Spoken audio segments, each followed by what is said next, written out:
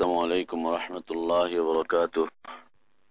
إن الحمد لله نحمده ونستعينه ونستغفره ونعوذ بالله من شرور أنفسنا ومن سيئات أعمالنا. من يهده الله فلا مضل له ومن يضلل فلا هادي له، وأشهد أن لا إله إلا الله وحده لا شريك له، وأشهد أن محمدا عبده ورسوله. يا أيها الذين آمنوا اتقوا الله حق تقاته ولا تموتن إلا وأنتم مسلمون. يا أيها الناس اتقوا ربكم الذي خلقكم من نفس واحدة وخلق منها زوجها وبث منهما رجالا كثيرا ونساء، واتقوا الله الذي تساءلون به والأرحام إن الله كان عليكم رقيبا. يا أيها الذين آمنوا اتقوا الله وقولوا قولا سديدا يصلح لكم أعمالكم ويغفر لكم ذنوبكم، ومن يطع الله ورسوله فقد فاز فوزا عظيما. أما بعد، فإن خير الحديث كتاب الله، وخير الهدي هدي محمد صلى الله عليه وسلم، وشر الأمور محدثاتها، وكل محدثة بدعة، وكل بدعة ضلالة، وكل ضلالة في النار. أعوذ بالله من الشيطان الرجيم. بسم الله الرحمن الرحيم. فأما الذين في قلوبهم زيغ فيتبعون ما تشابه منه ابتغاء الفتنة وابتغاء تأويله، وما يعلم تأويله إلا الله، والراسخون في العلم يقولون آمنا به كل من عند ربنا وما يذكر إلا أولو الألباب. وقال سبحانه: كذلك أرسلناك في أمة قد خلت من قبلها أمم لتتلو عليهم الذي أوحينا إليك وهم يكفرون بالرحمن قل هو ربي لا إله إلا هو عليه توكلت وإليه متاب.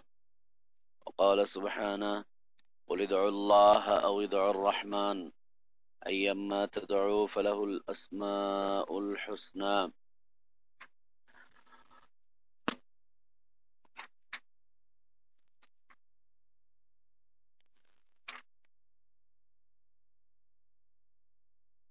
قال علي رضي الله عنه: حدث الناس بما يعرفون أتحبون أن يكذب الله ورسوله. روي عبد الرزاق عن معمر عن ابن الطاووس عن أبيه عن ابن عباس أنه رأى رجلا انتفض لما سمع حديثا عن النبي صلى الله عليه وسلم في صفات استنكارا لذلك، فقال: ما الفرق هؤلاء؟ يجدون رقة عند محكمه ويهلكون عند متشابهه.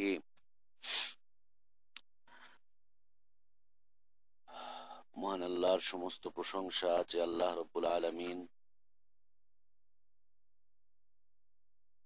অসংখ্য অগণিত সিফাত, অসংখ্য অগণিত গুণের মালিক, যে আল্লাহ রব্বুল আলামিনের অসংখ্য অগণিত গুণবাচক নাম রয়েছে, অসংখ্য অগণিত গুণবাচক কর্মকাণ্ড রয়েছে, অসংখ্য অগণিত সিফাতের যিনি একক মালিক, পরিপূর্ণ সিফাতের একক মালিক, যিনি অসংখ্য সিফাতের একক মালিকানা যার রয়েছে,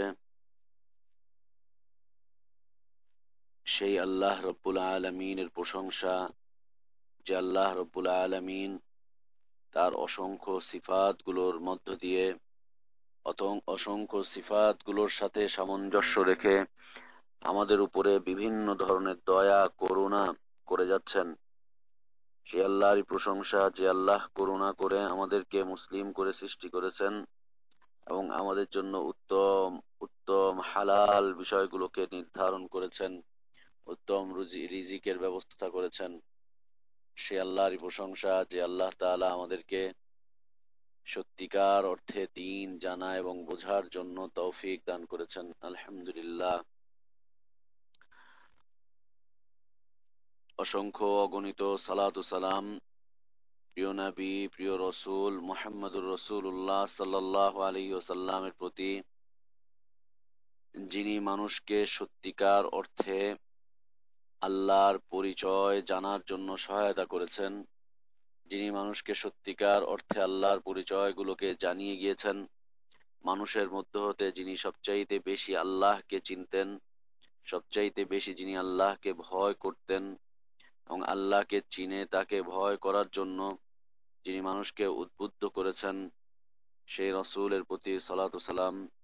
আল্লাহুম্মা সাল্লি আলা মুহাম্মদ ওয়া আলা আলি মুহাম্মদ কামা সাল্লাইতা আলা ইব্রাহিম ওয়া আলা আলি ইব্রাহিম ইন্নাকা হামিদুম মাজিদ। আল্লাহুম্মা বারিক আলা মুহাম্মদ ওয়া আলা আলি মুহাম্মদ কামা বারাকতা আলা ইব্রাহিম ওয়া আলা আলি ইব্রাহিম ইন্নাকা হামিদুম মাজিদ।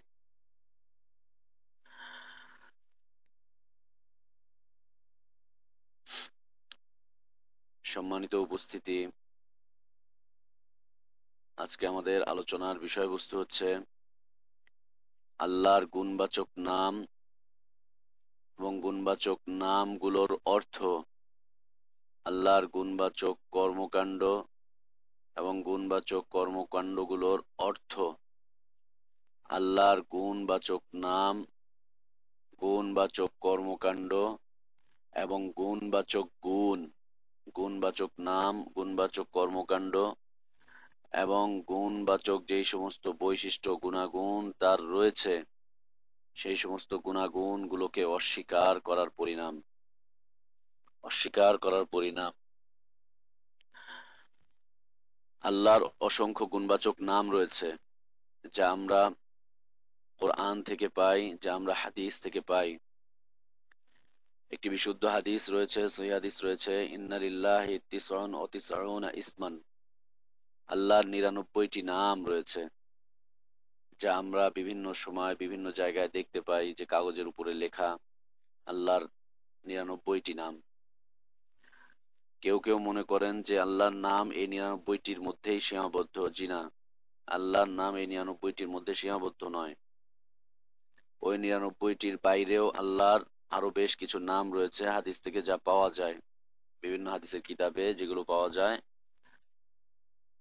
এবং আল্লাহর এছাড়াও আরো অনেকগুলো নাম রয়েছে যেগুলো কিয়ামতের দিন মানুষ জানতে পারবে।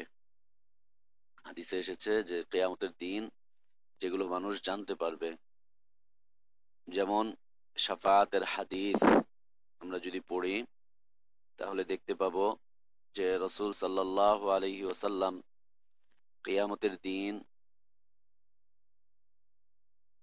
সিজদায় পড়ে থাকবেন, লম্বা সময় সিজদা করবেন। আর সেই সময় কি বলবেন সিজদায় পড়ে, আল্লাহ সুবহানাহু ওয়া তাআলা তাকে সেই সময় শিখিয়ে দিবেন যে এটা বলো, এটা বলো, এটা বলো। তিনি লম্বা সময় আল্লাহর প্রশংসা করতে থাকবেন এবং আল্লাহ সেই সময় তাকে সেই বিষয়গুলোকে জানিয়ে দিবেন, সেই বিষয় তখন তাকে শেখাবেন যে কি কি বলে আল্লাহর প্রশংসা করবেন। কিয়ামতের দিন আল্লাহর আরো কিছু নাম প্রকাশিত হবে। তো আল্লাহর অসংখ্য নাম রয়েছে, অসংখ্য নাম রয়েছে, যা আমরা কিতাব এবং সুন্নতের মাধ্যমে জেনেছি, এবং যা কিতাব সুন্নতের মাধ্যমে জেনেছি যে আমরা কিয়ামতের দিন আরো কিছু নাম জানতে পারবো। হচ্ছে আল্লাহর নাম। এই প্রত্যেকটা নামের একটা অর্থ রয়েছে, প্রত্যেকটা নামেরই একটা অর্থ রয়েছে। যেমন আল্লাহ হচ্ছেন আজিজ, আল্লাহ হচ্ছেন জব্বার, আল্লাহ হচ্ছেন গফুর, আল্লাহ হচ্ছেন সত্তার, আল্লাহ হচ্ছেন রহমান, আল্লাহ হচ্ছেন গফফার, আল্লাহ হচ্ছেন রাহিম। এই যে আল্লাহর নামগুলো, এই প্রত্যেকটা নামের অর্থ রয়েছে, প্রত্যেকটা নামেরই অর্থ রয়েছে। এই যে নামগুলো, এই নামগুলোকে কেউ যদি অস্বীকার করে অথবা কেউ যদি বলে যে না আমরা এগুলো চিনি না, আমি এটা মানতে পারছি না, তাহলে সে কুফুরের মধ্যে প্রত্যাবর্তন করবে, কুফুরের দিকে ধাবিত হবে সে। কুফুরের দিকে ধাবিত হবে। আল্লাহর নামগুলো শোনার পরে কেউ যদি বলে যে আমি এটা চিনি না, জানি না, আমি এটা মানবো না, এটা আমি চিনি না, সেটা আমি মানবো না, যেটা আমি চিনি না সেটা আমি মানবো না, যেটা আমি জানি না সেটা আমি মানবো না, আল্লাহর নাম শোনার পরে কেউ যদি বলে, তাহলে সে কুফুরির মধ্যে প্রবেশ করবে। অথবা এই নামগুলোর যে অর্থগুলো রয়েছে, যেমন রাহিম একটা অর্থ রয়েছে, রহমান একটা অর্থ রয়েছে, হামিদ একটা অর্থ রয়েছে, রাকিব একটা অর্থ রয়েছে, জুল জালাল একটা অর্থ রয়েছে, ইকরাম একটি অর্থ রয়েছে।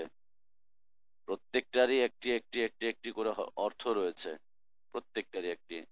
সত্তার একটি অর্থ রয়েছে, জব্বার একটি অর্থ রয়েছে। এই যে অর্থগুলো, এই অর্থগুলোকেও যদি কেউ অস্বীকার করে যে না, এই অর্থটা আল্লাহর সাথে সামঞ্জস্যশীল নয়, আমি আল্লাহর জন্য এই অর্থটাকে মানি না, এই শব্দের এই অর্থটাকে আমি আল্লাহর জন্য মানি না, তাহলে সে কুফুরির মধ্যে ধাবিত হবে, কুফুরির মধ্যে ধাবিত হবে। এ হচ্ছে গুণবাচক নাম, এ হচ্ছে গুণবাচক নাম। আর গুণবাচক নামের অর্থ, আর এই অর্থের একটা কর্মকাণ্ড রয়েছে, আফআল রয়েছে, অর্থের একটা কর্মকাণ্ড রয়েছে। খেয়াল রাখতে হবে, খুব সূক্ষ্ম বিষয়, খুবই সূক্ষ্ম বিষয়।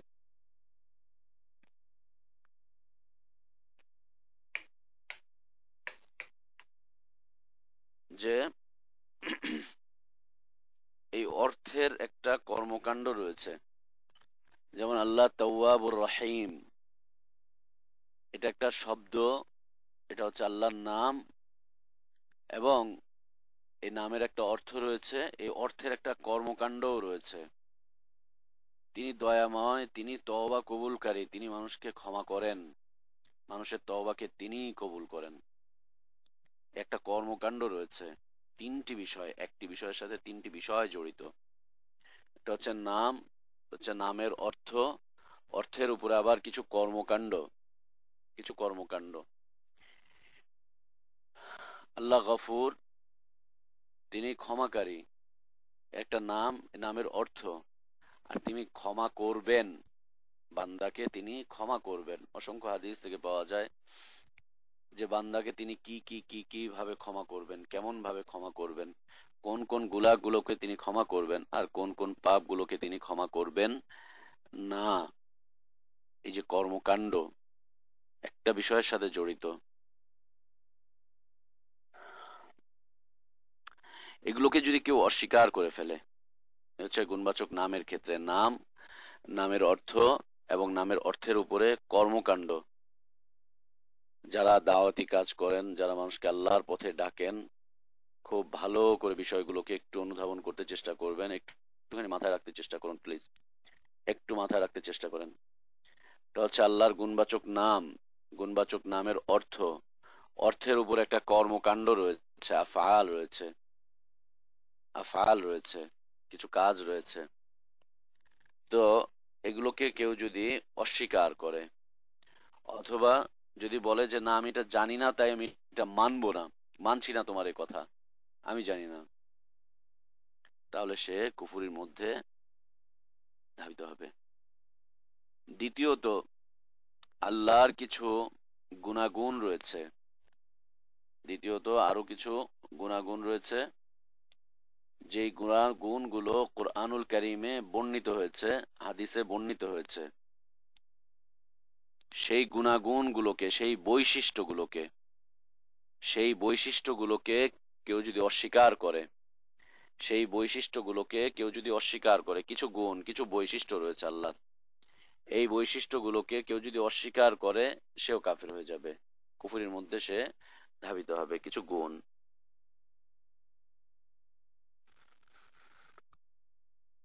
এই কিছু গুণ, যেমন আমরা বাংলাতে হাত বলতে হাতই বুঝি, হাত বলতে আমরা হাত বুঝি। যেমন আমার হাত, আপনার হাত, অন্য প্রাণীর হাত, বন মানুষের হাত, বাঁদরের হাত, হাত বলতে আমরা হাতই বুঝি। এর ইংরেজি একটা, এর আরবি একটা, এর ফার্সি একটা, এর উর্দু একটা, এক এক ভাষায় হাতটাকে আসলে হাতই বলা হচ্ছে। যখন ইংরেজি ভাষায় হাত বলছি তখনও একই বলছি বিষয়টা, হ্যান্ড বলছি। আরবিতে যখন বলছি তখন ইয়াদুন বলছি।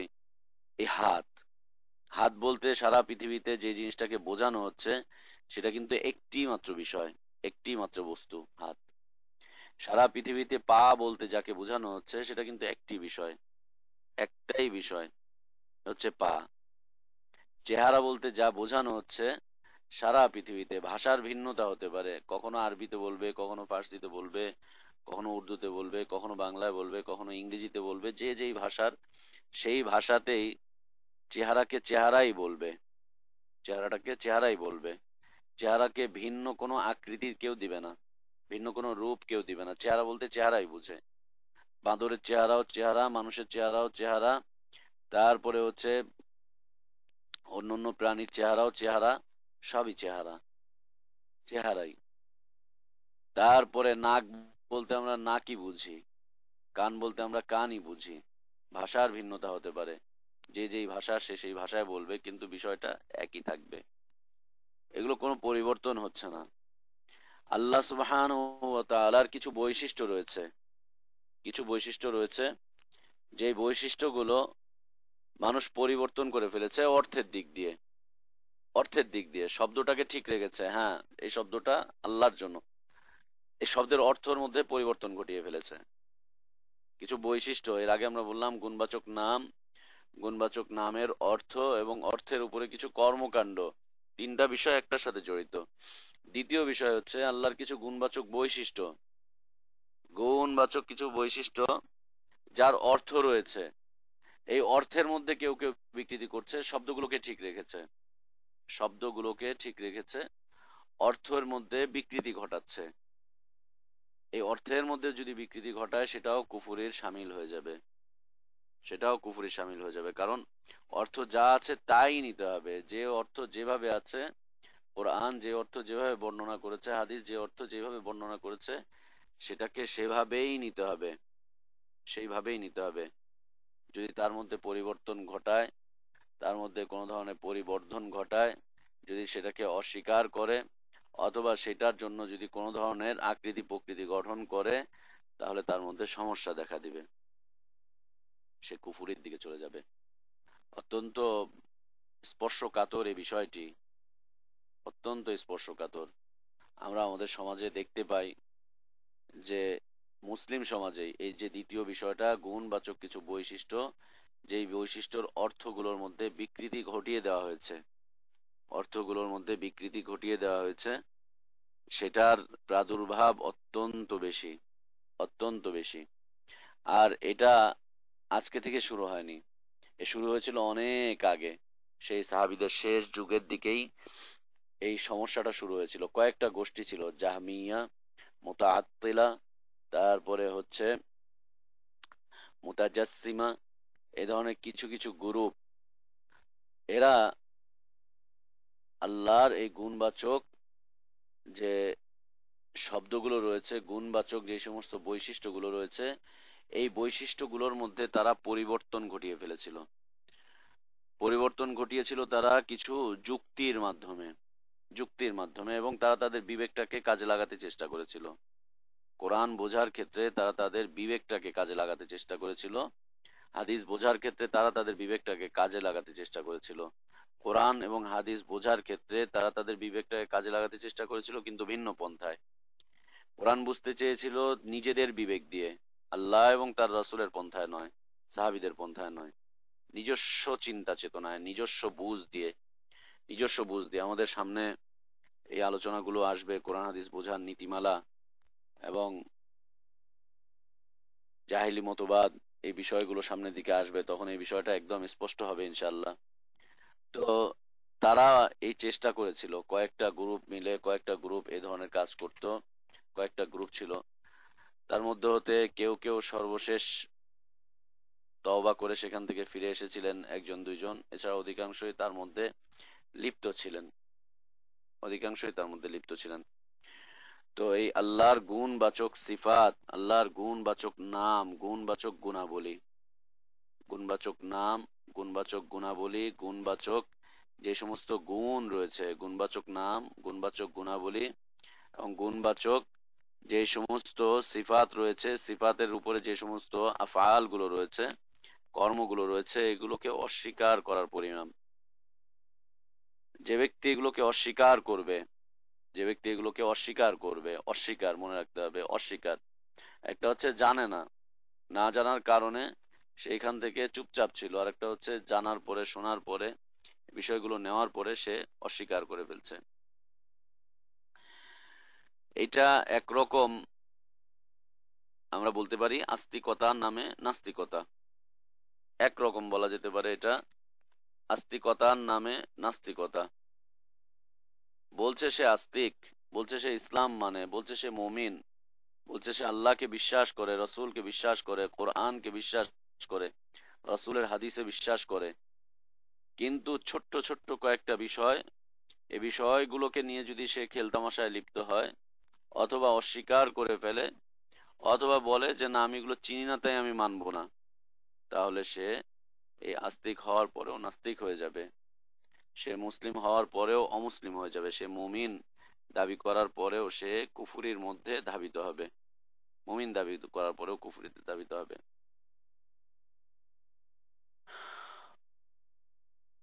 একটা লোক তখনই মুসলিম হবে যখন সে পরিপূর্ণভাবে আত্মসমর্পণ করবে আল্লাহ এবং তার রসুলের কাছে, বিধানের কাছে। আল্লাহ এবং তার রসুলের বিধানের কাছে যখন পরিপূর্ণভাবে আত্মসমর্পণ করবে, কোরআন এবং বিশুদ্ধ সূত্রে যে সমস্ত হাদিসগুলো রয়েছে এর কাছে যখন পরিপূর্ণভাবে আত্মসমর্পণ করবে, তখনই সে মুসলিম হতে পারবে। যখনই সে এর মধ্যে নিজস্ব ব্যাখ্যা, বিশ্লেষণ, নিজস্ব চিন্তাধারা, নিজস্ব থিওরি, নিজস্ব পথ পদ্ধতি, নিজস্ব গবেষণাগুলোকে যখন এর ভিতরে প্রবেশ করাতে চেষ্টা করবে, তখন তার মধ্যে সমস্যা দেখা দিবে, বিশাল বিশাল সমস্যা দেখা দিবে। তে হচ্ছে একরকম স্বীকারোক্তি দিয়ে তারপরে আবার অস্বীকার করে ফেলা। স্বীকারোক্তি দিচ্ছে যে আমি আল্লাহতে পরিপূর্ণ বিশ্বাস করি এবং পরিপূর্ণভাবে কোরআনে বিশ্বাস করি, কোরআন যেটা যেভাবে বলেছে সেটাকে বিশ্বাস করি, কিন্তু যখন আল্লাহর বিভিন্ন পরিচয়গুলো কোরআনুল কারিমে চলে আসবে, তখন সে তার অর্থগুলোর মধ্যে নিজস্ব বিবেকটাকে ঢুকিয়ে, নিজস্ব চিন্তা চেতনাকে ঢুকিয়ে, নিজস্ব গবেষণাকে ঢুকিয়ে সে একটা একটা অস্বীকৃতির পর্যায়ে চলে যাবে। অস্বীকৃতির পর্যায়ে সে পৌঁছে যায়, অস্বীকৃতি জানায়, স্বীকৃতি দিয়ে সে অস্বীকৃতির দিকে প্রত্যাবর্তন করে।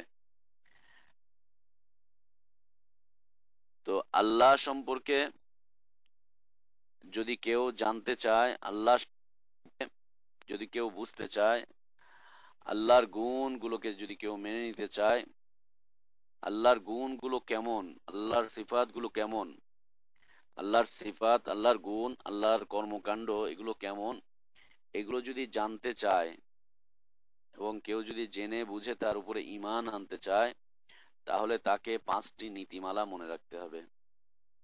5টি নীতিমালা। আল্লাহর আসমা ও সিফাত কেমন, আল্লাহর আসমা ও সিফাত গুলো কেমন, আল্লাহর গুণবাচক গুণগুলো এবং গুণবাচক কর্মকাণ্ড গুলো কেমন, এ বিষয়ে কেউ যদি জানতে চায় তাহলে তাকে 5টি নিয়ম নীতি মেনে অবশ্যই নিয়ম নীতি মানতে হবে। 5টি। 1 নাম্বার, আল্লাহ যে সমস্ত কথাবার্তাগুলো তার ক্ষেত্রে বলেছেন এবং রসুল যে সমস্ত কথাবার্তাগুলো আল্লাহর ক্ষেত্রে বলেছেন, আল্লাহর পরিচয় দিতে গিয়ে, আল্লাহর গুণবাচক নাম, গুণবাচক কর্মকাণ্ড, গুণবাচক সিফাত যেগুলো বলেছেন, এইগুলো যেভাবে আল্লাহ বলেছেন, যেভাবে রসুল বলেছেন, ঠিক সেইভাবেই মেনে নিতে হবে। ঠিক সেইভাবেই মেনে নিতে হবে। এগুলোর যে অর্থ রয়েছে সেই অর্থটাকে ঠিক সেভাবেই মেনে নিতে হবে যেভাবে আছে। এর মধ্যে কোনো ধরনের তাবিল করা চলবে না। কোনো ধরনের তাবিল করা চলবে না। তাবিল হলো অপব্যাখ্যা। কোনো ধরনের অপব্যাখ্যা করা চলবে না। যেভাবে আছে ঠিক সেভাবেই মেনে নিতে হবে আল্লাহর পরিচয়। আল্লাহর পরিচয় যেভাবে আছে কোরআনে, যেভাবে আছে বিশুদ্ধ হাদিসে, ঠিক সেভাবেই মেনে নিতে হবে। সেইভাবে মেনে নিতে হবে। কোনো ধরনের তাবিল করা চলবে না, অপব্যাখ্যা করা চলবে না, অর্থের বিকৃতি ঘটানো চলবে না। অর্থের বিকৃতি কোনোভাবেই ঘটানো চলবে না, শব্দের বিকৃতি কোনোভাবেই ঘটানো চলবে না, এবং এর যে গুণবাচক কর্মকাণ্ডগুলো আছে তারও কোনো ধরনের বিকৃতি ঘটানো চলবে না, যেভাবে আছে ঠিক সেভাবেই মেনে নিতে হবে। 1 নম্বর নীতিমালা, কোনো ধরনের তাওয়িল চলবে না, অপব্যাখ্যা চলবে না, যা আছে তাই, যা আছে তাই, কোনো ধরনের অপব্যাখ্যা চলবে না। 2 নম্বর নীতিমালা, এগুলোর কোনো তাজসিম চলবে না, কোনো ধরনের তাজসিম চলবে না। তাজসিম হচ্ছে দেহ গঠন করা, দেহ গঠন করা, যে কোনো ধরনের দেহ গঠন করা চলবে না কোনোভাবেই। তার দেহ গঠন করা কোনোভাবেই চলবে না, তাজসিম করা মোটেও চলবে না, তাজসিম করা যাবে না। দেহের আকৃতি প্রকৃতি এটা ওইটা সেটা কোনোভাবেই গঠন করা চলবে না, কোনো আকৃতি দেওয়া যাবে না। 3 নম্বর হচ্ছে তামসিল চলবে না, কোনো ধরনের উদাহরণ, কোনো ধরনের উদাহরণ যে আল্লাহর এই সিফাতটা হচ্ছে অমুকের সিফাতের মতো, আল্লাহর এই গুণটা হচ্ছে অমুকের গুণের মতো, আল্লাহর এই বিষয়টা হচ্ছে অমুকের মতো, ওইটা হচ্ছে তমুকের মতো, এই বিষয়টা হচ্ছে ওই বিষয়ের মতো না। কোনো ধরনের মিসাল উদাহরণ পেশ করা চলবে না, কোনো ধরনের উদাহরণ পেশ করা চলবে না, তামসিল দেওয়া চলবে না, কোনো ধরনের তামসিল দেওয়া চলবে না। 4 নম্বর নীতিমালা হচ্ছে তাকইফ চলবে না, কোনো প্রকৃতি বর্ণনা করা, কোনো প্রকৃতি যে আল্লাহর এই নামের প্রকৃতি হচ্ছে এই, ওই গুণের প্রকৃতি হচ্ছে এই, ওই সিফাতটার প্রকৃতি হচ্ছে এই, ওই বিষয়টার প্রকৃতি হচ্ছে এই, এই তাকিফ কাইফিয়াত বর্ণনা করা, কোন ধরনের কাইফিয়াত প্রকৃতি বর্ণনা করা চলবে না, বর্ণনা করা প্রকৃতি বর্ণনা করা যাবে না, কাইফিয়াত বর্ণনা করা যাবে না। এগুলো উদাহরণ দিব। 5 নম্বর হচ্ছে তাতিল চলবে না, তাতিল অস্বীকার করা, যে না এগুলো আসলে নেই, এগুলো আসলে নেই, এগুলো আসলে এই বিষয়টা আমি বুঝতে পারছি না, এই জন্য এগুলো অস্বীকার করে ফেলছে, এ তাতিল করছে, এ তাতিল করা চলবে না। আল্লাহর এই গুণবাচক নাম এবং সিফাতের ক্ষেত্রে কোনো ধরনের তাতিল করা চলবে না, কোনো ধরনের তাতিল করা চলবে না। আসলে এগুলো একটু ব্যাখ্যা সহ বুঝি। আমরা বলেছিলাম যে 1 নম্বর তাবিল করা চলবে না, তাবিল হচ্ছে অপব্যাখ্যা, অপব্যাখ্যা চলবে না, কোন ধরনের অপব্যাখ্যা। যেমন আমরা হাত হিসাবে জানি, হাত, বাংলাতে যাকে হাত বলে, আরবিতে যাকে ইয়াদুন বলে, ইয়াদুন শব্দের অর্থ হচ্ছে হাত, ইয়াদুন শব্দের অর্থ হচ্ছে হাত। পৃথিবীর সব ডিকশনারিতে ইয়াদুন শব্দের অর্থ হাতই আছে, ইয়াদুন শব্দের অর্থ হাতই আছে পৃথিবীর সব ডিকশনারিতে। কেউ আজকে পর্যন্ত বলেনি যে না ইয়াদুন মানে হচ্ছে পাওয়ার, ইয়াদুন মানে হচ্ছে অদৃশ্য শক্তি, ইয়াদুন মানে হচ্ছে ক্ষমতা, এ কথা কেউ বলেনি। ইয়াদুন মানে হচ্ছে হাত। কিন্তু আল্লাহর ক্ষেত্রে যখন এই ইয়াদুন শব্দটা চলে আসতেছে তখন এখানে অপব্যাখ্যা নিয়ে আসতেছে, না এটা হচ্ছে কুদরতি হাত, অথবা হাতকে অস্বীকার করে বলছে এটা হচ্ছে কুদরত, আল্লাহর হাত হচ্ছে আল্লাহর কুদরত। এই যে অপব্যাখ্যা নিয়ে আসতেছে, এই অপব্যাখ্যা, এটা হচ্ছে অপব্যাখ্যা। আল্লাহর হাত হচ্ছে আল্লাহর কুদরত, আল্লাহর চেহারা হচ্ছে আল্লাহর কুদরত, আল্লাহর শ্রবণ শক্তি এটা হচ্ছে আল্লাহর কুদরত, আল্লাহর চোখ হচ্ছে আল্লাহর কুদরত, আল্লাহর পা হচ্ছে আল্লাহর কুদরত। না, চোখ মানে পৃথিবীতে, সারা পৃথিবীতে চোখ চোখই আছে। চোখকে কেউ কোন সময় বলেনি যে এটা একটা পাওয়ার, কেউ কোন সময় বলেনি যে এটা একটা কুদরত বা কিছু, কোন ডিকশনারিতে এই কথাও নেই। চোখ মানে চোখ, যে ভাষায় বলেন চোখটা চোখই থাকে, যে ভাষায় বলি আমরা চোখটা চোখই থাকে। এই যে মানুষের ক্ষেত্রে বা অন্য কোনো ক্ষেত্রে এই চোখের কোনো পরিবর্তন হচ্ছে না, কিন্তু আল্লাহর ক্ষেত্রে যখন চোখের এই কথাটি চলে আসছে, চেহারার কথাটি চলে আসছে, হাতের কথা আসতেছে, পায়ের কথা আসতেছে, তখন এক শ্রেণীর মানুষ এর মধ্যে অপব্যাখ্যা করে ফেলছে যে না চোখ মানে হচ্ছে কুদরতি চোখ, এই চোখ চোখ না, চোখ হচ্ছে কুদরতি চোখ। কেন কুদরতি চোখ বলছেন? ও বলছে যে এই চোখ তো কুদরতি চোখই হবে, কেননা আল্লাহর চোখ তো আমরা দেখিও নি, জানিও না, আর আল্লাহর চোখ কেমন তাও বুঝি না, এই জন্য কুদরতি চোখ। জি না, আল্লাহর চোখ চোখ, আল্লাহর হাত হাত, আল্লাহর পা পা, আল্লাহর চেহারা চেহারা, আল্লাহর শ্রবণ শক্তি শ্রবণ শক্তি, আল্লাহর দৃষ্টি শক্তি দৃষ্টি শক্তি, যেটা যেমন আছে যেটাকে ঠিক তেমনই রাখতে হবে। আল্লাহ সুবহানাহু ওয়া তাআলা বলছেন যে ইবলিসকে, যখন তিনি আদম আলাইহিসসালাতু ওয়াসসালামকে আদম আলাইহিসসালাতু ওয়াসসালামকে সৃষ্টি করলেন, সৃষ্টি করার পরে তিনি সকল মালাইকাদেরকে বললেন যে তোমরা আদমকে সিজদা করো। সবাই সিজদা করলো, কিন্তু ইবলিস সিজদা করলো না। আল্লাহ সুবহানাহু ওয়া তাআলা ইবলিসকে জিজ্ঞেস করছেন, ইয়া ইবলিস মা মানাকা আন তাসজুদা লিমা খালাকতু বিয়াদাইয়া। ইবলিস, তোমাকে কোন জিনিসটা দূরে সরিয়ে রাখলো? কে তোমাকে নিষেধ করলো? কে তোমাকে দূরে সরিয়ে রাখলো? কোন কারণে তুমি দূরে সরে থাকলে আদমকে সিজদা করা থেকে, যাকে আমি আমার দুই হাত দিয়ে সৃষ্টি করেছি, যাকে আমি আমার দুই হাত দিয়ে সৃষ্টি করেছি। লিমা খালাকতু বিয়াদাইয়া, যাকে আমি আমার দুই হাত দিয়ে সৃষ্টি করেছি। কোন জিনিসটা তোমাকে বিরত রাখলো তাকে সিজদা করা থেকে? কেন তুমি তাকে সিজদা করলে না? কেন তাকে সিজদা করলে না? কি তোমাকে বিরত রাখলো? কেন তুমি সিজদা করা থেকে দূরে থাকলে, যাকে আমি আমার দুই হাত দিয়ে সৃষ্টি করেছি? আল্লাহ বলছেন আমি আমার দুই হাত দিয়ে সৃষ্টি করেছি।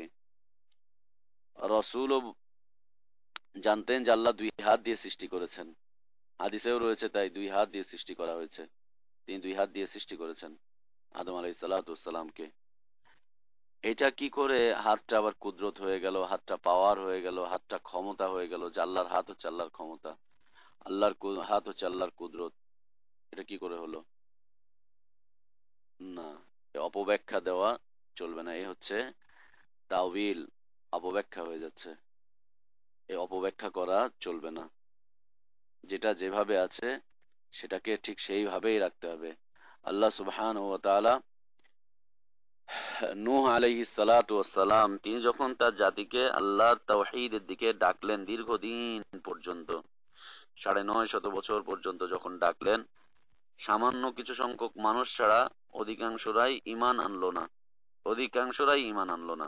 সামান্য কিছু সংখ্যক মানুষ ছাড়া। শেষ পর্যন্ত তিনি আল্লাহর কাছে দোয়া করছেন যে আল্লাহ, এই পৃথিবীতে তুমি কাফেরদের একটা ঘরকেও আর অবশিষ্ট রেখো না, ধ্বংস করে দাও এগুলোকে। আল্লাহ সুবহানাহু ওয়া তাআলা তার দোয়া কবুল করলেন এবং তিনি নূহ আলাইহিস সালাতু ওয়াস সালামকে বলছেন যে নূহ, তুমি আমার দুই চোখের সামনে তুমি নৌকা তৈরি করো, কিস্তি তৈরি করো, ফুলক তৈরি করো, নৌকা তৈরি করো। অসনাইল ফুলকা, সূরা হুদের একটি আয়াত, অসনাইল ফুলকা বিআইউনিনা ওয়া ওয়াহইনা। অসনাইল ফুলকা বিআইউনিনা, নবী নূহ তুমি তৈরি করো নৌকা, বিআইউনিনা আমার দুই চোখের সামনে তুমি নৌকা তৈরি করো। এই আয়ুন, আয়ুনুন, আইনুন, চোখ। আল্লাহ বলছেন আমার দুই চোখের সামনে তুমি নৌকা তৈরি করো। আল্লাহ বলছেন দুই চোখ, অথচ অপব্যাখ্যা করা হয়েছে যে আল্লাহর চোখ হচ্ছে আল্লাহর কুদরত। এটা চোখ নয়, যে চোখ আমরা বুঝছি এটা হচ্ছে আল্লাহর কুদরত, এটা হচ্ছে একটা পাওয়ার, এটা আসলে চোখ না। কেন? কারণ হচ্ছে আল্লাহ নিরাকার, নিরাকারের সত্তার কি করে চোখ আসে? তারপরে হচ্ছে কোরআনুল কারীমে এসছে যে আল্লাহর চেহারা আছে। এখন এর অর্থ হচ্ছে সূরা রহমানে আল্লাহ সুবহানাহু ওয়া তাআলা বলছেন, তাবারাকাসমু রাব্বিকা যিল জালালি ওয়াল ইকরাম, কুল্লু মান আলাইহা ফান ওয়া ইয়াবকা ওয়াজহু রাব্বিকা যুল জালালি ওয়াল ইকরাম। যা কিছু আছে পৃথিবীতে সব কিছু ধ্বংস হয়ে যাবে, শুধুমাত্র তোমার রবের সম্মানিত চেহারাটুকুই টিকে থাকবে। সম্মানিত রবের চেহারাটুকুই শুধুমাত্র টিকে থাকবে, অবশিষ্ট থাকবে রবের চেহারা। এমনি ভাবে আল্লাহ সুবহানাহু ওয়া তাআলা তার যে সমস্ত গুণাগুণ গুলোকে বর্ণনা করেছেন, আল্লাহর হাত হচ্ছে আল্লাহর গুণ, আল্লাহর চেহারা হচ্ছে আল্লাহর গুণ, আল্লাহর চোখ হচ্ছে আল্লাহর গুণ, আল্লাহর শ্রবণ শক্তি হচ্ছে আল্লাহর গুণ, আল্লাহর দৃষ্টি শক্তি হচ্ছে আল্লাহর গুণ, দৃষ্টির শক্তি হচ্ছে আল্লাহর গুণ, আল্লাহর পা হচ্ছে আল্লাহর গুণ। হাদিসে আল্লাহর পায়ের কথা এসেছে। তারপরে আল্লাহ সুবহানাহু ওয়া তাআলার হাতের মুষ্টি রয়েছে, কুরআনুল কারীমে এসেছে, মা কাদারুল্লাহ হাক্কা কদরিহি ওয়াল আরদু জামিআন কবদাতুহু ইয়াউমাল কিয়ামা, সূরা জুমারের একেবারে শেষের দিকে, যে আল্লাহর হাতের কবজা রয়েছে। হাদিসে এসেছে যে আল্লাহর হাতে 5টি আঙ্গুল রয়েছে, 5টি আঙ্গুল রয়েছে। সহিহ বুখারীতে হাদিস এসেছে কিয়ামতের আলামতের অধ্যায়ে, কিয়ামত সংঘটিত হওয়ার বিষয়গুলোতে দেখবেন যে আল্লাহর 5টি আঙ্গুল রয়েছে। কিয়ামতের দিন আল্লাহ তাআলা একটা আঙ্গুলে পুরো আকাশ এবং জমিনকে রাখবেন। এক আঙ্গুলে সমস্ত পাহাড় পর্বতকে উঠাবেন, এক আঙ্গুলে সারা পৃথিবীকে উঠাবেন, এক আঙ্গুলে সকল গাছপালা বৃক্ষলতাকে এক আঙ্গুলে উঠাবেন। 5টি আঙ্গুলের কথা রয়েছে হাদিসে। তো এই যে গুণাগুণগুলো, আঙ্গুল তো আঙ্গুল, আঙ্গুল আবার অন্য কি জিনিস হতে পারে, যেটা যেভাবে আছে সেটাকে ঠিক সেভাবেই রাখতে হবে। এর কোনো অপব্যাখ্যা করা যাবে না, কোনো ধরনের অপব্যাখ্যা করা যাবে না। এ নামের পরিবর্তনও ঘটানো যাবে না যে আল্লাহ হাত বলেছেন আমি হাত বলবো না, আমি অন্য কিছু বলবো। এর কোনো পরিবর্তন ঘটানো যাবে না, অপব্যাখ্যা করা যাবে না। 2 নম্বর, তাজসিম করা চলবে না। তা হলো যে আল্লাহ হাত বলেছেন, আল্লাহ চোখ বলেছেন, আল্লাহ পা বলেছেন, আল্লাহ চেহারা বলেছেন, এগুলোর কোনো দেহ গঠন করা চলবে না, কোনো দেহ গঠন করা চলবে না এগুলোর। আল্লাহ বলেছেন আছে, অতএব আছে, কিন্তু এটা কিভাবে আছে, নাউজুবিল্লাহ, এটা আল্লাহর হাত হচ্ছে মানুষের হাতের মতো, আল্লাহর হাত হচ্ছে অমুক প্রাণীর হাতের মতো, না, এই ধরনের কোনো দেহ গঠন করা চলবে না, কোনোভাবে তাজসিম করা চলবে না, দেহ গঠন করা চলবে না। আর এই দেহ গঠনগুলো করতে গিয়ে আবার উদাহরণ পেশ করবে যে এটারটা ওইটার মতো, ওইটারটা ওইটার মতো, ওইটা সেটার মতো, না, এই ধরনের উদাহরণ পেশ করা যাবে না। আছে, ব্যাস আছে। আল্লাহ বলেছেন আছে, কেমন আছে সেটা আল্লাহই ভালো জানেন। আল্লাহর হাত আল্লাহর মতো, আল্লাহর পা আল্লাহর মতো, আল্লাহর চেহারা আল্লাহর জন্য যেমন শোভনীয় ঠিক তেমন, ঠিক তেমন, যেমন শোভনীয় ঠিক তেমন। এগুলো হচ্ছে আল্লাহর গুণ, এগুলো হচ্ছে আল্লাহর সিফাত। যেমন আছে ঠিক তেমন, কোন ধরনের উদাহরণ নিজস্ব ভাবে বানিয়ে দেওয়া যাবে না যে এটা এটার মতো, ওইটা ওইটার মতো, ওইটা সেটার মতো। পৃথিবীতে অসংখ্য মাখলুক রয়েছে, প্রত্যেকটা মাখলুক, যতগুলো মাখলুককে আল্লাহ তাআলা হাত দিয়েছেন, একটা মাখলুকের হাতের সাথে আরেকটা মাখলুকের হাতের মিল নেই। এক মাখলুকের পায়ের আকৃতির সাথে আরেক মাখলুকের পায়ের আকৃতির কোনো মিল নেই, কোনো মিল নেই। এক মাখলুকের চেহারার আকৃতির সাথে আরেক মাখলুকের চেহারার আকৃতির কোনো মিল নেই, অথচ আছে। এক মাখলুকের চোখের আকৃতির সাথে আরেকটা মাখলুকের চোখের আকৃতির কোনো মিল নেই, অথচ চোখ আছে। না, কোনো ধরনের উদাহরণও পেশ করা যাবে না। আর এর কোনো ধরনের প্রকৃতিও বর্ণনা করা যাবে না। যেমন হাদিসে এসেছে যে আল্লাহ তাআলা হাসেন, মানে আল্লাহ হাসলে কেমন হাসেন, এই কোন ধরনের প্রকৃতি যে আল্লাহ হাসেন, অতএব তিনি যেহেতু হাসেন, তিনি কেমন করে হাসেন, এই হাসির একটা প্রকৃতি ব্যবহার করছে। অথবা আল্লাহ হাসেন, তাহলে এর আরবি শব্দ হবে আল্লাহ যাহিক, যে আল্লাহ হচ্ছেন হাস্যকার, তিনি হাসেন। এই যে প্রকৃতি একটা বর্ণনা করছে যে না, আল্লাহ কোথাও বলেননি যে তিনি হাস্যকার, তিনি সবসময় হাসতেই থাকেন, বিষয়টা এমন না। আল্লাহ হাসেন, বনি আদমের কিছু কিছু কর্মকাণ্ডে তিনি অসন্তুষ্ট হয়ে যান, তাদের উপরে রাগান্বিত হন, আবার কিছু কিছু কর্মকাণ্ডে তিনি হেসে ফেলেন। এরপরে আরেকটা বিষয় হচ্ছে যে আল্লাহর শ্রবণ করেন, শ্রবণ শক্তি রয়েছে। কোরআনুল কারিমে এসছে যে আল্লাহ হচ্ছেন সামি, যার শ্রবণ শক্তি রয়েছে, সবচাইতে বেশি শ্রবণ শক্তি হচ্ছে তার। এখন এখানে শ্রবণ শক্তি যেহেতু আছে, কেউ কেউ এর অর্থ করেছে যেহেতু শুনেন সেহেতু কান আছে। জি না, কানের কথা কোরআনেও আসেনি, হাদিসেও আসেনি। আল্লাহ শুনেন, কিভাবে শুনেন সেটা আল্লাহই ভালো জানেন। আল্লাহর জন্য যেমন ভাবে শোভনীয় তিনি ঠিক সেভাবেই শুনেন। এর জন্য কান লাগবে আল্লাহর, বিষয়টা এরকম নয়। তার জন্য যেমন ভাবে শোভনীয়, তিনি যেভাবে ইচ্ছা সেভাবে শ্রবণ করেন, সেটা তার বিষয়। যেহেতু কানের বর্ণনা আসেনি, তাই কান উল্লেখ করা যাবে না। আল্লাহ শোনেন, বাস কিভাবে শোনেন সেটা তিনিই ভালো জানেন। আর তাতিল চলবে না, তার অর্থ হচ্ছে যে একেবারে মুক্ত করে ফেলা। যে দূর, হাত বলছে, হাতের কোনো আকৃতিও বুঝি না, এর কোনো প্রকৃতিও নাই, এরপরে হচ্ছে এর কোনো মেসালও পেশ করা যাচ্ছে না, এর কোনো মিসাল নাই, এর কোনো আকৃতি প্রকৃতি নাই, এর কোনো এইটা নাই, কাইফিয়াত নাই, এটা এরকম হচ্ছে না, তাই এগুলোকে অস্বীকার করে ফেলছে। তাতিল, মুতাআত্তিল একটা গ্রুপ রয়েছে, তারপরে মুতাজাসসিমা একটা গ্রুপ রয়েছে, তারপরে জাহমি একটা সম্প্রদায় রয়েছে। এরা সব এই 5টা নীতিমালার ভিতরে চলে এসেছিল। এরা এই কাজগুলো করেছিল, এক একটা গ্রুপ এক একটা কাজ করেছিল। কেউ মিসাল পেশ করেছে, কেউ বলছে না মিসাল পেশ করা যাবে না, তাই অস্বীকার করে ফেলেছে। না, মিসালও পেশ করা যাবে না, অস্বীকারও করা যাবে না, পরিবর্তনও করা যাবে না, আকৃতি প্রকৃতিও গঠন করা যাবে না। যেটা যেভাবে আছে সেটাকে ঠিক সেইভাবেই মেনে নিতে হবে, সেভাবেই মেনে নিতে হবে। যেইভাবে আছে ঠিক সেইভাবে মেনে নিতে হবে। যদি সেভাবে না মানে, তাহলে সে কুফুরির মধ্যে ধাবিত হয়ে যাবে, কুফুরির মধ্যে ধাবিত হয়ে যাবে। সে কোরআনের আয়াতের অস্বীকারী হয়ে যাবে, আল্লাহর ওয়াহির অস্বীকারী হয়ে যাবে, রাসূলের যে আদর্শ ছিল, তিনি যেভাবে বিশ্বাস করতেন, সে বিশ্বাসের আদর্শের থেকে সে দূরে চলে যাবে। যেভাবে আছে ঠিক সেইভাবেই মেনে নিতে হবে। এ হচ্ছে আল্লাহর আসমা, আল্লাহর সিফাত এবং আল্লাহর গুণবাচক কর্মকাণ্ড, এগুলোকে অস্বীকার করার বিষয়বস্তু, এবং একে স্বীকৃতি দিতে হবে যেভাবে আছে ঠিক সেইভাবে। আল্লাহ সুবহানাহু ওয়া তাআলা বলছেন, কাযালিকা আরসালনাকা ফী উম্মাতিন কাদ খালাত মিন ক্বাবলিহা উমাম লিতাতলু আলাইহিমুল্লাযী আওহাইনা ইলাইক ওয়া হুম ইয়াকফুরুনা বির-রাহমান কুল হুয়া রাব্বী লা ইলাহা ইল্লা হু আলাইহি তাওয়াক্কালতু ওয়া ইলাইহি মাতাব।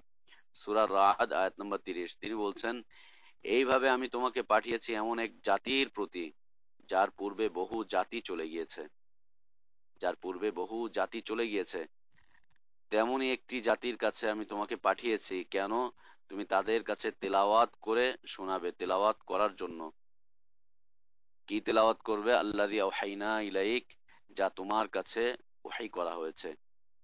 কেন? ওয়াহুম ইয়াকফুরুনা বির-রাহমান, তারা রহমানকে অস্বীকার করে, দয়াময়কে অস্বীকার করে। আল্লাহর এই যে রহমান নামক যে নাম, এই নামকে তারা অস্বীকার করত। এই নামের গুণবাচক যে কর্মকাণ্ড রয়েছে এটাকে তারা অস্বীকার করত। আল্লাহ তাআলা বলছেন, নবী তুমি বলে দাও, কুল হুয়া রাব্বী লা ইলাহা ইল্লা হু, এ রহমান হচ্ছে আমার রব, যিনি ছাড়া সত্য কোনো মাবুদ নেই, সত্য কোনো ইলাহ নেই। আলাইহি তাওয়াক্কালতু ওয়া ইলাইহি মাতাব, আমি তার উপরেই ভরসা করি এবং তার কাছেই আমার প্রত্যাবর্তন, আমি তার কাছেই প্রত্যাবর্তন করব। তবে খেয়াল রাখতে হবে যে আল্লাহর এই গুণবাচক নাম, গুণবাচক কর্মকাণ্ড, গুণবাচক যে সমস্ত সিফাত গুলো রয়েছে, এই গুণবাচক সিফাত গুলো যে অর্থগুলো রয়েছে, এই কর্মকাণ্ডের যে অর্থগুলো রয়েছে, এগুলোকে মানুষের সামনে এমন ভাবে উপস্থাপন করা যাবে না, এমন ভাবে উপস্থাপন করবে না যে মানুষ অস্বীকৃতি জানিয়ে ফেলে, এমন ভাবে উপস্থাপন করবে না। দায়ী যেভাবে দাওয়াত দিবে, দায়ী দাওয়াতের নিয়ম হচ্ছে যে মানুষকে সে ইসলামের দিকে ধাবিত করার জন্য প্রচেষ্টা চালাবে, ইসলামের দিকে নিয়ে আসার জন্য সে আপ্রাণ চেষ্টা করতে থাকবে। তার দাওয়াতের কারণে যদি মানুষ কুফুরির দিকে ধাবিত হয়ে যায়, তাহলে সেই দায়ীর অস্তিত্ব কি হলো, সেই দায়ীর বৈশিষ্ট্যই বা কি হলো, যে তার দাওয়াতের মাধ্যমে মানুষ কুফুরির দিকে ধাবিত হচ্ছে না। আলী রাদিয়াল্লাহু আনহু তিনি বলছেন যে, সহিহ বুখারীতে হাদিসটি রয়েছে, তিনি বলছেন যে লোকদের এমন কথা বলো, লোকদেরকে এমন কথা বলো যার দ্বারা তারা আল্লাহ এবং তার রাসূল সম্পর্কে সঠিক কথা জানতে পারে, আল্লাহ এবং তার রাসূল সম্পর্কে সঠিক কথা জানতে পারে। তোমরা এমন ভাবে মানুষের সাথে কথা বলো যাতে করে তারা জানতে চায়, জানতে আগ্রহী হয়ে ওঠে যে হ্যাঁ, আল্লাহর এই বিষয়টি কি, রাসূলের এই বিষয়টি কি, এই বিষয়টি কেমন, এটা কিভাবে জানবো, যাতে করে জানতে আগ্রহী হয়ে ওঠে। তোমরা এমন ভাবে মানুষের কাছে দাওয়াত পেশ করতে থাকো। তোমরা কি চাও, তিনি বলছেন, তোমরা কি চাও আল্লাহ এবং তার রাসূলকে মিথ্যা সাব্যস্ত করা হোক? এই যে বিষয়গুলো, এই বিষয়গুলো মাথাচাড়া দিয়ে উঠেছিল এই জাহমিয়া, মুতাআত্তিলা, এই মুতাজাসসিমা, মুতামাসসিলা, এই গ্রুপগুলো মাথাচাড়া দিয়ে উঠেছিল আলী রাদিয়াল্লাহু আনহুর সময়। ওসমান রাদিয়াল্লাহু আনহুর খেলাফতের শেষের দিকে, আলী রাদিয়াল্লাহু আনহুর খেলাফতের সময় একেবারে পরিপূর্ণভাবে এগুলো মাথাচাড়া দিয়ে উঠেছিল। সেই সময় তারা এই কিছু সংখ্যক বিভ্রান্ত মানুষ যারা কিচ্ছা কাহিনী বর্ণনা করতো ওয়াজ নসিহতের মধ্যে, কোরআন হাদিস খুব কমই বলতো, কিচ্ছা কাহিনী এটা সেটা বলতো, এই তাদের মধ্য থেকে এই গ্রুপটির আবির্ভাব ঘটেছিল, তারা এই কাজগুলো করত। তখন আলী রাদিয়াল্লাহু আনহু দায়ীদেরকে পাঠাতেন, তিনি বলে দিয়েছিলেন, বলতেন যে তোমরা কি চাও যে মানুষ আল্লাহ এবং তার রাসূলকে মিথ্যা প্রতিপন্ন করুক, মিথ্যা সাব্যস্ত করুক? অতএব তোমরা এমন ভাবে মানুষের কাছে দাওয়াত পেশ করো যাতে করে তারা আল্লাহ এবং তার রাসূল সম্পর্কে সঠিক তথ্যটা জানতে পারে, সঠিক কথাটাকে জানতে পারে, সঠিক কথাকে যাতে করে তারা জানতে পারে। এজন্য তোমরা মানুষের কাছে আল্লাহ এবং তার রাসূল সম্পর্কে তথ্য পেশ করতে থাকো যাতে করে তারা আগ্রহী হয়ে ওঠে। আব্দুল্লাহ ইবনে আব্বাস রাদিয়াল্লাহু আনহু থেকে বর্ণিত আছে যে আল্লাহর গুণাবলী সম্পর্কে রাসূল সাল্লাল্লাহু আলাইহি ওয়াসাল্লাম,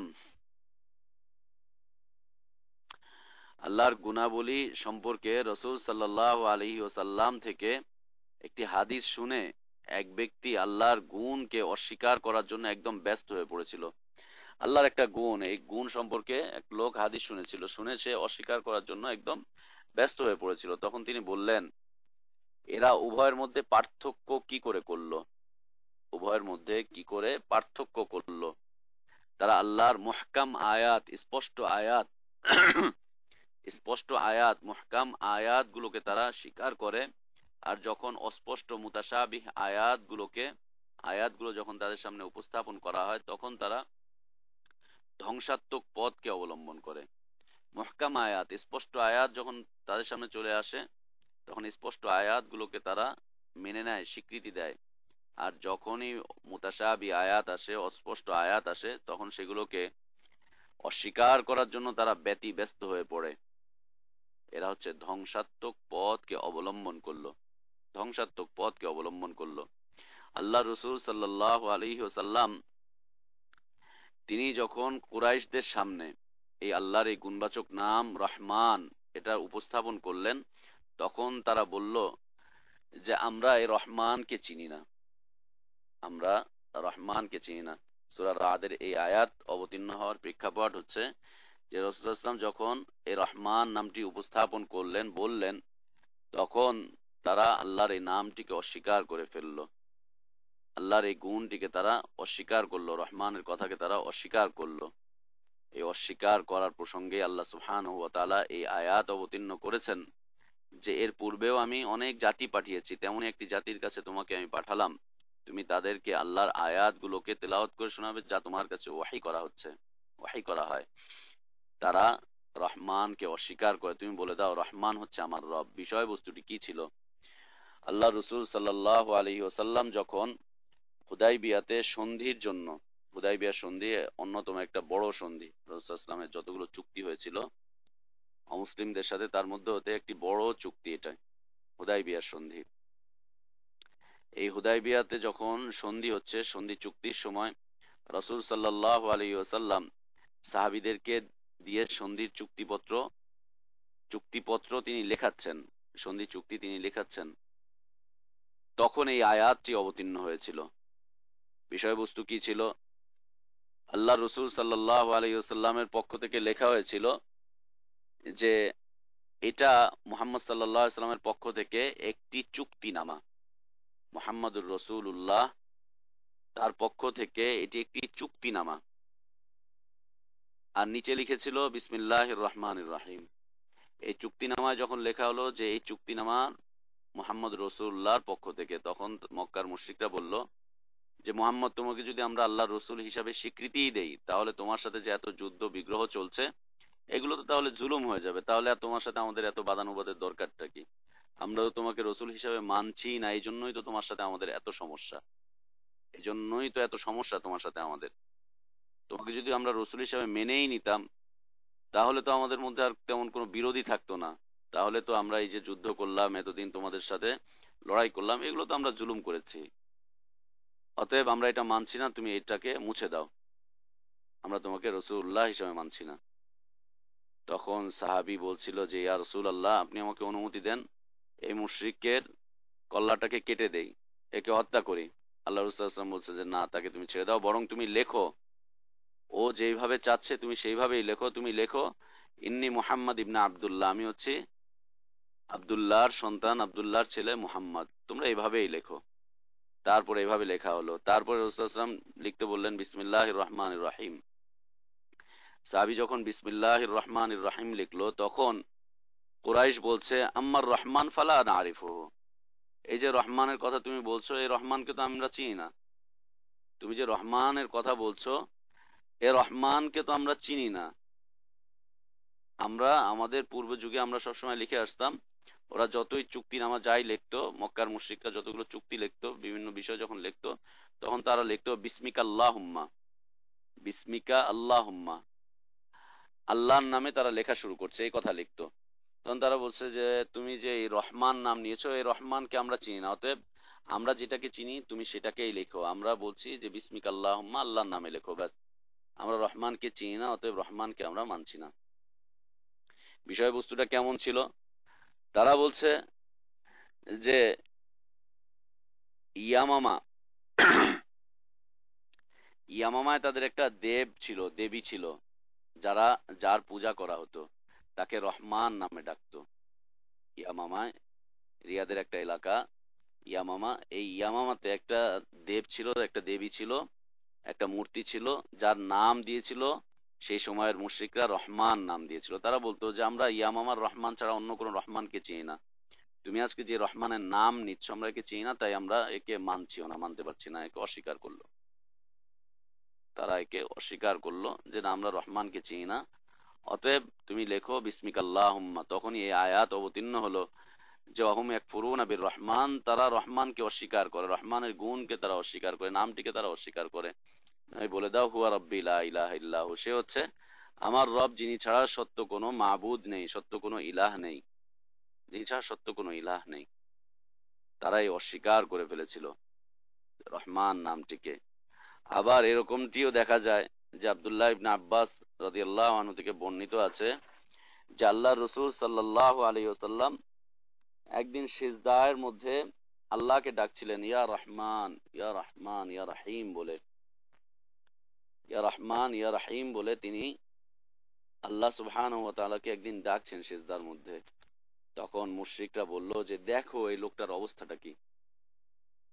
তারা বলছে যে দেখো এই লোকটার অবস্থাটা কি, যে আমাদেরকে এক আল্লাহর দিকে ডাকে, যে মানুষকে বলে একজনের ইবাদত করো, একজনকেই মেনে নাও, একজনের প্রতি তোমরা ধাবিত হও, একজনেরই ইবাদত করো, যে আমাদেরকে একজনের দিকে ডাকে, সে সিজদায় পড়ে এখন দুইজনকে ডাকছে, রহমানকে ডাকছে, রহিমকে ডাকছে, রহমানকে ডাকছে, রহিমকে ডাকছে। তারা হাসির ছলে বিষয়টাকে উড়িয়ে দিল এবং তারা বলল যে দেখো, মুহাম্মদ এক আল্লাহর কথা বলে, এক ইলাহের কথা বলে, সে এখন দুইজনকে ডাকছে তার ইবাদতের মধ্যে। এ হচ্ছে অস্বীকৃতি আল্লাহর আসমা ও সিফাত, আল্লাহর গুণবাচক নাম, গুণবাচক কর্মকাণ্ড এবং আল্লাহর এই সিফাতি নামগুলোর যে সমস্ত অর্থ রয়েছে বা আল্লাহর কর্মকাণ্ডগুলো যে সমস্ত অর্থগুলো রয়েছে, এগুলোকে অস্বীকার করার পরিণাম। আর এগুলোকে স্বীকৃতি দিতে গিয়ে আমাদেরকে এই 5টি নীতিমালা অবশ্যই মনে রাখতে হবে যে এর মধ্যে কোনো ধরনের অপব্যাখ্যা করা চলবে না, কোনো ধরনের দেহের আকৃতি গঠন করা চলবে না, কোনো ধরনের উপমা উপস্থাপন করা চলবে না, কোনো ধরনের কাইফিয়াত প্রকৃতিও বর্ণনা করা চলবে না, এবং এগুলোকে অস্বীকার করাও চলবে না, এগুলোকে অস্বীকার করাও চলবে না। আল্লাহ তাআলা আমাদেরকে তার ইবাদতে তাওহীদ যেভাবে মানে নেওয়ার তৌফিক দান করেছেন, ঠিক একইভাবে আল্লাহ তাআলার এই আসমা ও সিফাতের তাওহীদ মেনে নেওয়ার তৌফিক দান করেন। আল্লাহর আসমা ও সিফাতের তাওহীদ মেনে নেওয়ার তৌফিক আল্লাহ তাআলা আমাদেরকে দান করেন। আল্লাহ তাআলা আমাদেরকে আল্লাহকে পরিপূর্ণভাবে চেনার তৌফিক দান করেন, আল্লাহকে চিনে আল্লাহর দিকে ধাবিত হওয়ার তৌফিক দান করেন, আল্লাহর প্রকৃত পরিচয় জানার তৌফিক আল্লাহ আমাদেরকে দান করেন, শুধুমাত্র কোরআন এবং সহিহ সুন্নাহ থেকে, অন্য কোনো দিক থেকে নয়, কোরআন সহিহ সুন্নাহ থেকে আল্লাহর পরিচয় জানার তৌফিক আল্লাহ আমাদেরকে দান করেন। আল্লাহর পরিচয় জেনে আল্লাহর পথে অগ্রসর হওয়ার তৌফিক আল্লাহ আমাদেরকে দান করেন। আল্লাহ আমাদেরকে তার ইবাদতের মধ্যে লিপ্ত রাখেন।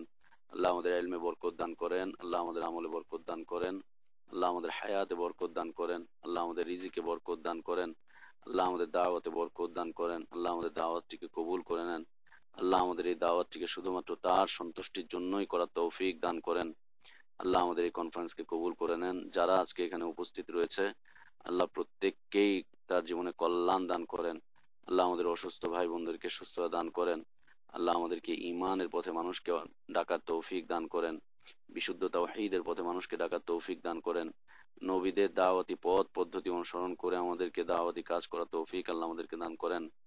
একমাত্র আদর্শ ব্যক্তিত্ব হিসেবে মুহাম্মদ রাসূলুল্লাহ সাল্লাল্লাহু আলাইহি ওয়াসাল্লামকে মেনে নিতে পারে সেই তৌফিক আল্লাহ আমাদেরকে দান করেন। আল্লাহুম্মা আমিন। ওয়া আখির দাওয়ানা আলহামদুলিল্লাহি রাব্বিল আলামিন।